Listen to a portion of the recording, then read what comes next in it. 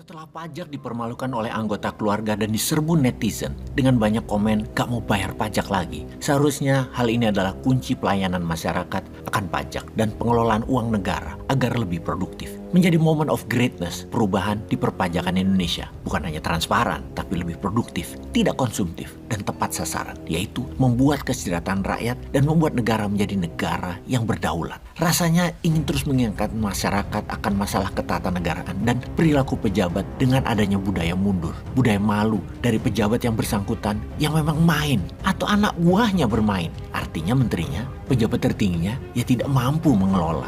Jangan malah flexing.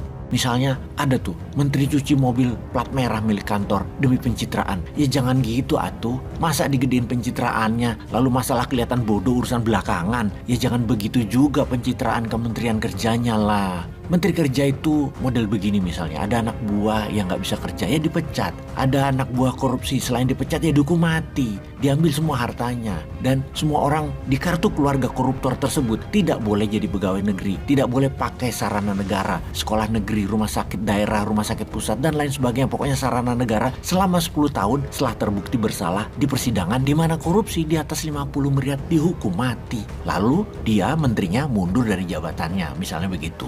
Tepat anggaran untuk masalah yang produktif itu penting. Dalam penyusunan anggaran belanja negara, banyak sekali porsi saat ini yang tidak produktif. Misalnya, bayar bunga pinjaman yang mencapai 400 triliun setahun. Coba bayangkan, bayar bunga pinjaman aja Indonesia pakai pinjaman bayarnya. Hutang saat ini 7.800 triliun. Kalau bunganya 5% setahun, itu hampir 400 triliun. Coba bayangkan, pokoknya nggak pernah terbayar. Karena proyek yang dibangun bukan proyek produktif, adalah semuanya proyek konsumtif kebanyakan. Proyek yang jangka panjangnya ternyata tidak menghasilkan growth atau pertumbuhan. Bahkan membangun jalan tol yang kemudian jalan tolnya pada dijualin semua. Karena tolnya tidak menguntungkan. Memang terlihat membangun namun tidak menghasilkan growth pertumbuhan. Ini fakta. Buktinya apa lagi? Hanya 24% pertumbuhan ekonominya dalam 9 tahun kelolaan APBN-nya saat ini. Hanya 2,6% setahun tumbuhnya. Itu nggak pakai pejabat. Autopilot ekonomi rakyat ya tumbuhnya segitu. Lalu pemerintah selama ini ngerjain apa dalam hal ekonomi? Ngerjain rakyat dengan memenuhi media berflexing karya yang gak produktif itu. Buat apa sih? Kalau kita membangun berdasarkan pertumbuhan, maka pasti Indonesia sekarang tidak impor garam, tidak impor BBM, tidak impor beras, tidak impor pupuk, tidak impor vaksin, tidak impor senjata perang, tidak impor hutang. Namun semua sudah menjadi swadaya. Pangan surplus, pupuk surplus, produksi ekspor, manufaktur naik 3 kali lipat di luar hasil alam. Pendapatan Indonesia selama ini masih mengandalkan hasil alam. Kelapa sawit, batu bara, nikel yang semuanya ada batas usia, ada batas stoknya. Yang ketika dijual harus menghasilkan kemakmuran buat rakyat sesungguhnya. Ini nikel ya, tinggal 20 tahun lagi habis. Yang kaya itu oligar dan Tiongkok. Negara hanya dapat 10%-an doang. Udah itu habis, kan keterlaluan. Harusnya Indonesia kaya, mendingan gak usah diproduksi kali. Kalau kayak gini, kalau cuma dapat 10%, ini harus diubah. Ini harus diingatkan kepada masyarakat agar pendapatan tidak hanya bersumber dari pajak bernegaranya. Yang jauh ini hanya membuat rakyat mangkal karena uang pajaknya buat beli saham Goto, masuk lewat Telkom dan rugi. Aduh, geblek dah urusan beginian. Menterinya kemudian flexing. Belum lagi karena kementeriannya nggak punya uang atau nggak mana megang uangnya, nggak tahu juga. Itu ngerjain vendor-vendor proyek, ngerjain subkontraktor swasta yang harusnya untuk kerja. Mereka tuh sampai meminjam sana sini, pakai pinjaman pribadi. Pas jadi proyeknya tahunan nggak dibayar sama BUMN. Ambiar banget dah cara kelola negaranya. Lalu begitu BUMN rugi, minta APBN bayarin. Pajak rakyat tuh duitnya nggak amanah pada lu semua ya. Tapi kok masih mau lagi berkuasa dan rakyat seakan nggak sadar bahwa mereka ini menghabiskan anggaran ini. Banyak yang nggak kompeten orangnya dan tidak punya grand design untuk membuat Indonesia makmur. Rakyat sejahtera tuh nggak ada desainnya. Membuat negara berdaulat tuh nggak ada desainnya.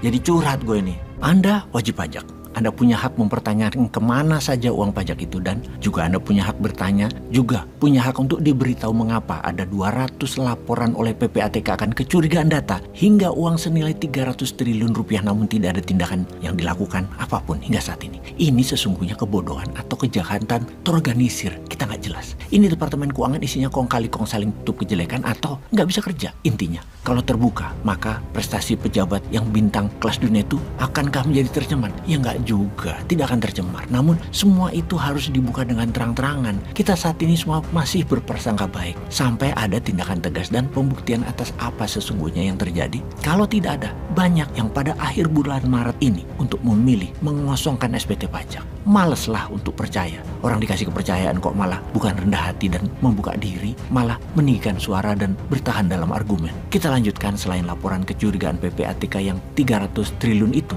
yang menyinggung rasa keadilan kita, ada fakta lain lagi yang kita semua tahu. Ada pejabat rangkap jabatan dalam 2 tahun penghasilannya saja sudah mencapai 64,3 miliar. Bayangkan, gaji per bulan 680,6 juta, tantiem 17,9 miliar. Kita juga mengetahui selain dia ada 39 pejabat eselon 1 dan 2. Kementerian Keuangan merangkap jabatan komisaris BUMN dan anak perusahaan BUMN. Rangkap jabatan berarti rangkap penghasilan, dan itu juga terjadi di kementerian dan instansi lain. Banyak, apalagi bagi para pemandu sorak di sekeliling Menteri BUMN. Banyak sekali. Masalah yang awalnya dari soal Rafael Alun dan bocah kejinya ini kini merambat jauh. Ada soal kesenjangan sosial tersentuh, dugaan KKN tersentuh, buruknya tata kelola pemerintahan tersentuh, degradasi moral pendidikan anak, tidak adanya integritas dan teladan pemimpin. Tapi ada banyak juga orang masih buta mata hatinya, di mana komentar untuk mengingatkan agar bersih itu pejabat dan departemen dianggap barisan sakit hati dan tetap mengeluh-keluhkan pejabatnya. Lu ada aja. Pejabat saat ini sesungguhnya belum melakukan perubahan sistemik supaya pejabat korup itu mati kutu. Tidak adanya perubahan regulasi supaya birokrasi lebih bersih. Pemimpin sekarang juga tidak pernah mengatakan bahwa ikan busuk mulai dari kepala. Oleh sebab itu, pemimpin harus bersih terlebih dahulu kepalanya sebelum menghajar bawahannya. Kita tidak akan toleran terhadap ikan cunguk model Rafael dan kawan-kawan. Itu juga perlu dihajar soal kekayaan tidak wajarnya. Namun, kepala busuk lainnya harus dikejar. Kita tetap fokus kepada kepala ikan. Jangan sampai kepala yang busuk tiba-tiba jadi pahlawan reformasi birokrasi. Kita masuk dari soal rangkap jabatan. Dalam wawancara eksklusif dengan Tempo, Menkyu berkomentar tentang rangkap jabatan itu. Kita bisa lihat dia juga kebingungan sendiri mau bilang apa. Satu sisi dia bilang alasan pejabat Kemenkyu rangkap komisaris BUMN adalah karena pemerintah sebagai pemegang saham utama BUMN. Tapi di sisi lain dia juga mempertanyakan alasannya itu sendiri. Ya, mau bagaimana lagi? Dulu Menkyu ini begitu kondang anti korupsi sampai dibuat profilnya di BBC karena sikapnya menentang rangkap jabatan. Bahkan KPK saja cuma memberikan pemakluman bahwa pejabat yang kaya itu bukan berarti pasti korupsi, melainkan mereka juga ada penghasilan tambahan seperti komisaris BUMN. Padahal justru itu masalahnya. Jika masyarakat mempersoalkan, banyak dalih untuk berkelit. Aturan tidak melarang lah, yang penting kinerja bukan rangkapannya. Bahkan jika kita persoalan daftar hadir, rapat-rapat dekom pun bisa jadi tanggal dibuat mundur supaya yang tidak hadir bisa dibuat soal hadir. Aturan bisa dibuat, administrasi bisa direkayasa, congor di media bisa dibeli, iklan yang bagus-bagus bisa disebar, tampilan religius bisa dibuat. Tapi ingat, rasa keadilan itu tumbuh di masyarakat. Kesenjangan sosial itu ada, ketidakpuasan itu nyata. Rangkap jabatan sebagai contoh, ada pejabat eselon atas Kemenkyu yang diangkat sebagai komisaris Bank Mandiri sejak 12 Februari 2020. Dia dulunya komisaris PLN di Mandiri, dia menggantikan pejabat Kemenkyu yang juga pindah ke komisaris BNI. Selama periode 3 tahun, 2020-2022, jumlah komisaris Bank Mandiri 10 orang, banyak pula yang merangkap jabatan sebagai staf khusus kepresidenan, wapres, deputi setkap, deputi kementerian BUMN, dan lain sebagainya. Kalau baca berita, alasannya sedap betul, intelektual banget. Misalnya, mengapa dia diangkat sebagai komisaris? Karena untuk mengantisipasi adanya gejolak ekonomi global terhadap bisnis. Mules baca alasannya. Padahal kita semua tahu apa sebabnya. Duit. Seorang komisaris punya 3 jenis pendapatan. Ada gaji, tunjangan, bonus, dan tantiem. Serta imbalan kerja jangka panjang. Porsi terbesar adalah bonus, dan tantiem itu bisa sampai 80%.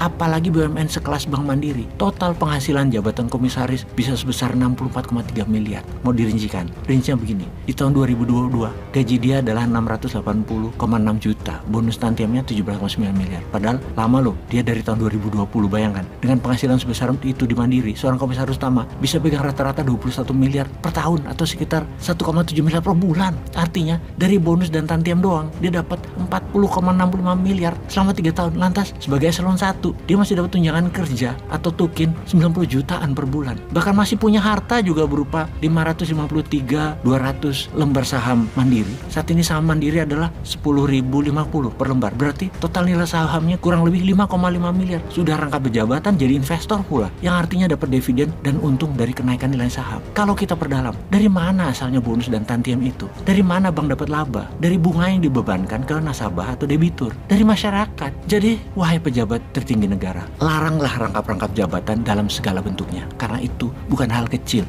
Ini soal keadilan harta dan tahta untuk rakyat. Lihat itu di Lampung, ada anak SD menangis di makam bapaknya karena sedih dagangan kuehnya belum ada yang laku. Sementara pejabat tidak malu makan duit rakyat karena rangkap jabatan di negara yang sedang pedih ini. Adil lah.